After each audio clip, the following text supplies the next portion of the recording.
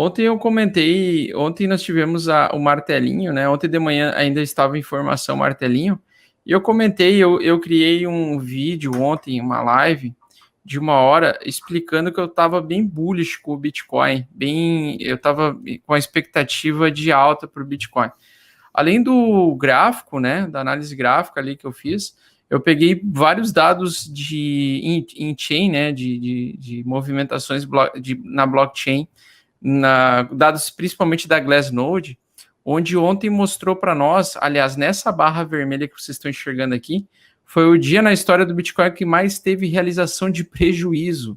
Na história do Bitcoin foi maior, essa barra aqui ela teve mais realização de prejuízo do que o Covid, né?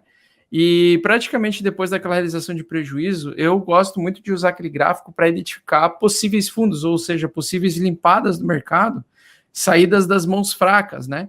E eu acreditava que o preço ia subir hoje, né? E eu falei que eu não era dono da verdade, tudo mais, que eu não tenho bola de cristal nem nada, mas que a minha expectativa era de alta no domingo e a partir da semana que vem de alta novamente, mesmo com a tendência sendo de baixa, porque os dados que a Glassnode me mostraram foi o seguinte, que o mercado limpou as mãos fracas do mercado, e agora estão somente o pessoal que não quer vender e não quer se desfazer dos seus bitcoins, o que pode trazer uma pressão de força compradora, né?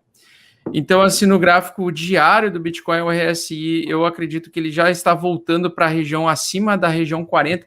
Eu gosto de usar o RSI como um indicador para até identificar se o preço vai ficar em acumulação ou tem forte tendência.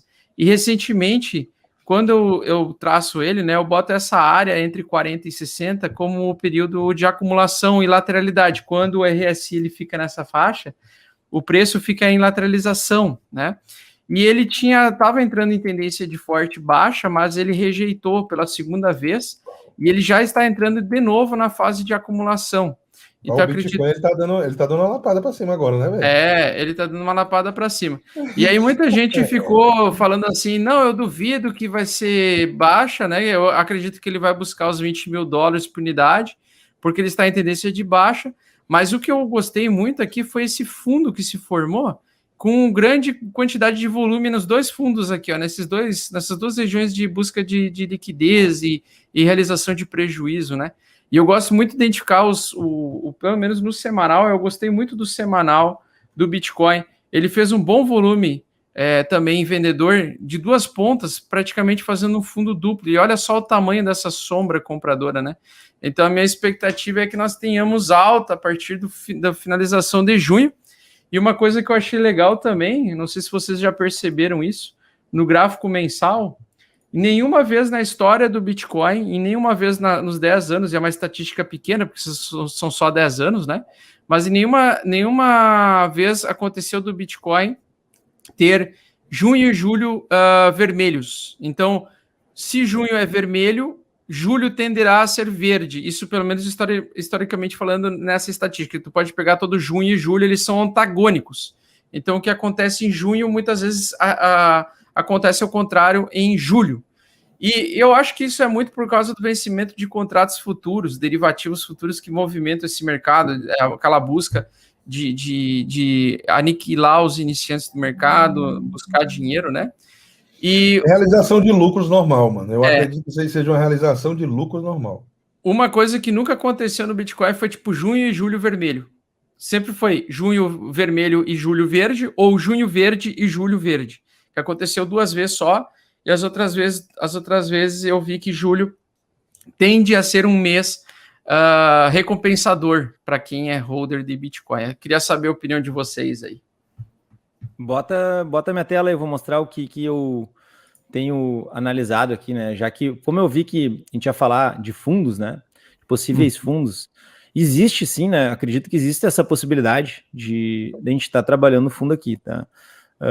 Porém, o que acontece, né? Tem muita gente com medo de que caia, por exemplo, de que não seja o fundo, tá? Mas eu vejo uma grande possibilidade, tá? De que se vier ao fundo, não é uma possibilidade, eu vejo como uma oportunidade de que se cair aos 20 mil dólares, o que eu vou mostrar para vocês aqui é o que aconteceu sempre na história do Bitcoin, que é o quê? Vou pegar a BLX aqui, vou botar a média de 200, tá? Deixa eu ver se essa aqui é de 200. Topo anterior, né? Tá? Então, o que acontece? Eu vou pegar... Tô no gráfico semanal, tá? E o que a gente tem na história? Eu vou puxar para o lado aqui, tá? Então, o que a gente tem no gráfico semanal na média de 200? Simplesmente todas as vezes que a gente entrou em correção, a gente veio, fez topo e a gente entrou em correção. A gente encontrou suporte na média de 200. Então, a gente terminou um bear market, uma tendência de baixa, a gente terminou em cima da média de 200. A gente fez a alta, a gente voltou e a gente encontrou suporte em cima da média de 200. A gente fez a alta, a gente andou de lado aqui. Isso aqui eu considero, né, o buraco negro. Eu sempre comento isso nos meus vídeos, né? Para mim, isso aqui é um buraco negro, é algo que não existiria se não tivesse acontecido o Covid. Eu acredito fortemente que nesse momento aqui a gente já estava fazendo a alta para, digamos, fez essa correção e a gente já viria fazendo isso, tá? Esse movimento. Eu não acredito que isso aqui aconteceria se não fosse a Covid, mas enfim, a gente voltou, corrigiu em cima da média de 200. E se a gente reparar agora aqui, a gente está nesse ponto. E a gente olhar para o lado, e a gente puxar os nossos 20 mil dólares, né? Que seria, digamos, o pior dos cenários. O pior dos cenários, tá? A gente corrigir até os 20 mil dólares. Cara, seria um ponto de entrada, assim, de que... Dos deuses. No meu entendimento, seria, cara, perfeito, porque todas as vezes que a gente venho perto da média de 200 após um ciclo de alta, tá? A gente encontrou fundo nele, tá? E o que mais que a gente tem também nessa situação, tá? A gente tem o quê? Se eu botar aqui a força relativa, no semanal também, a força relativa no semanal, vou botar aqui branquinho, que eu sempre boto branco, porque fica bom de visualizar, tá? Então, de novo, tá? Então, mais uma coisa que converge para um possível fundo no semanal nos 20 mil dólares. Eu não estou dizendo que eu quero que caia para os 20 mil dólares. Se eu disser isso, o pessoal fica louco. Não, eu só estou dizendo que para o pessoal não se apavorar, entendeu? Se cair, daqui a pouco começar a entrar numa correção, não se apavora, cara. Só que pode ter uma baita oportunidade. O que acontece muito, né, que eu comento muito, é o pessoal tá all-in, não tem nada de capital disponível para pegar e fazer um médio que seja, daqui a pouco, porque se o cara entrou all-in aqui em cima, tá ferrado. Não tem o que fazer. O cara vai ficar vendo o negócio ir, vai ter uma baita de uma oportunidade e não tem mais capital para botar. E às vezes está vendendo nos 20 mil dólares porque está apavorado. Né? Então, o que mais que tem? Tá? Só concluindo a linha de raciocínio. Se eu pegar todas as vezes que a força relativa bateu neste nível aqui embaixo, tá? Considerando que aqui também é, né? Nessa região, tá? Ali, abaixo dos 30, também foi fundo. Então, todas as vezes que a gente bateu lá embaixo, foi fundo, cara. Então, eu não me apavoro nem um pouco se o Bitcoin for bater 20 mil dólares. Eu ia ficar até feliz por falar para vocês. Tá? Porque, cara, seria um ponto ali absurdo de entrada. Apesar de que aqui tá muito interessante de acreditar que pode sim voltar alta ali, tá? Gráfico semanal. Se a gente olhar o candle de hoje, tá? O jeito que ele tá fechando, o que acontece se na semana seguinte ali a gente romper esse topo aqui? Né? A gente vai ter uma violação de fundo aqui, né? Tá? E, cara, seria um bom sinal de que a gente pode voltar a subir. O grande problema, tá, é que quando eu faço análise do gráfico, eu nunca vou olhar para cima, para uma direção, enquanto eu não tiver com uma estrutura definida naquela direção. Eu até posso querer arriscar que pode ser o fundo aqui, mas se eu for ter alvos para cima, eu vou puxar minhas fibos e vou dizer para vocês que o meu alvo em cima ali é entre 61 com 8, entre os 50 e 61 com 8. Eu nunca vou dizer que esse aqui é o fundo, vai no topo agora. Qual seria o valor nesse exemplo aí, 618, 61? No 618 aqui seria na retração mil dólares, do movimento que a gente teve, né? A gente teve esse movimento de baixo, tá? Isso. A gente poderia estar rompendo esse candle semanal, mas o meu alvo inicial seria nos 45 mil dólares. Eu nunca vou pensar que ele vai lá em cima, vai nos 50. Eu vou indo aos poucos, construindo os alvos, entendeu? Isso. Eu não curto alvos. Geralmente ele forma pivô de alta, ele começa a construir. Daí eu precisaria...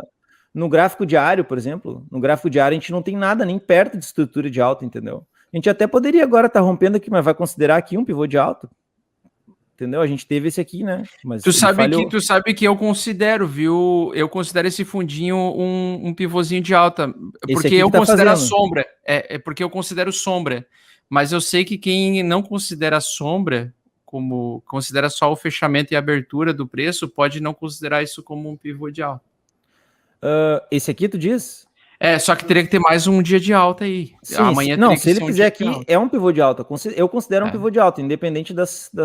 Eu considero um pivô de alta, tá? Sim. O que eu considero sombras, que eu faço bastante, é isso aqui, né? Para mim, pegar regiões de possíveis traps é eu traçar candles fechados e daí depois eu traço as sombras. Né? Então eu considero regiões aqui que são armadilhas. Regiões perigosas, né? Regiões que pode dar o rebote ali, né? O bear trap, ou o bear trap, no caso. Pode dar a barca furada. Porque isso aqui, em outros time frames, vai representar isso aqui, né? Se eu pegar algum outro time frame, tá esse suporte, no caso, né?